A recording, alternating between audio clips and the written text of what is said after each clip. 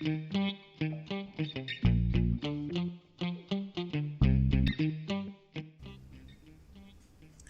guys, it's Brandon, and today we're going to be cooking arroz con gandules, which is traditional Puerto Rican rice, and we're going to be making it in an Instapot.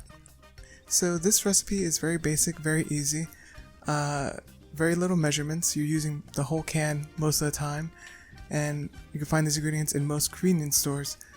So what you're going to need is about 2 cups of white rice, green olives. This is optional. If you don't like olives, leave it out. If not, keep it in. 1 whole packet of sazon, so like a seasoning, 4 ounces of tomato sauce, so about half this can, a whole can of green pigeon peas or gandules, and a whole can of chicken broth, about 2 cups. You could substitute it with water if you want to, either way. This is a little bit under, so I'm going to fill up the rest with water. And this is sofrito. It's a Spanish tomato paste, and you're going to need about 3 tablespoons. And I freeze mine because it comes in a jar about this size, and I don't use it fast enough. So what I do is I put it in freezer bags, separate it, and then I break a piece off as I need it and use it that day. So let's get started. So I'm going freehand now. I almost forgot to mention that you also need to put about 2 tablespoons of olive oil in the Instapot because we're going to saute some of our ingredients. First, you want to add the olives, sofrito, and tomato sauce and saute for about 3 minutes. So, like I mentioned earlier, olives are optional. If you're a fan of olives, put as much as you want in. If you're not, keep them out. So you're just going to give that a quick stir for 2-3 minutes, and once everything's nice and bubbly, you're going to add in the pigeon peas. I drain just that top layer of bean juice out of the can because you still need some kind of liquid in the Instapot or the rice will burn. So just get rid of that top little layer, and then once it's ready, you're going to toss all that into the pot. So once you see it starting to stick, you're going to add in your pigeon peas. I know it looks like a lot, but once you add in the rice, it's basically nothing.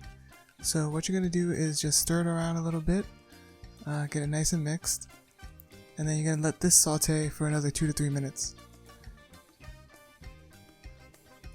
So once you have everything nice and going, this is when you add your rice and liquid. So you're going to put in your 2 cups of rice, your 2 cups of either water or chicken broth, whatever your preference is. And you're going to give it a nice good stir to mix all things together, because once the Instapot's closed, it's just going to sit. So make sure everything's nice and combined. Also, at this point you'll want to add salt and pepper to taste, because depending on what kind of liquid you use, what kind of sauce you use, it might not have enough flavor. So at this point you could add in a little bit of salt and pepper. I just add a pinch of each, and then we're gonna close it up. So now that we have all our ingredients mixed, we're gonna close the lid, make sure our pressure seal is closed, and set it on rice cooker mode. By default, it should be 12 minutes, so keep that setting. I also like to put the keep warm function off, and then that's it. You just let the Instapot do its thing, and then come back when it's ready to open up.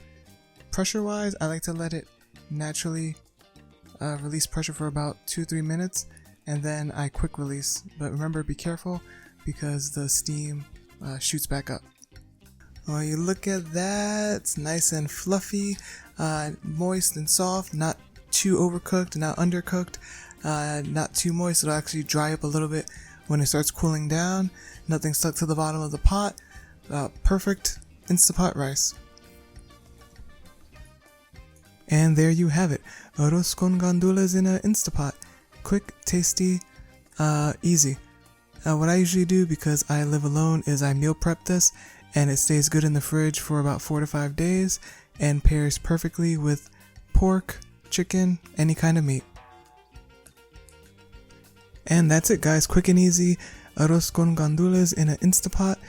Quick, tasty, and simple. If you like this video, leave a like, leave a comment down below for any suggestions, how to improve, what you want me to make, anything like that.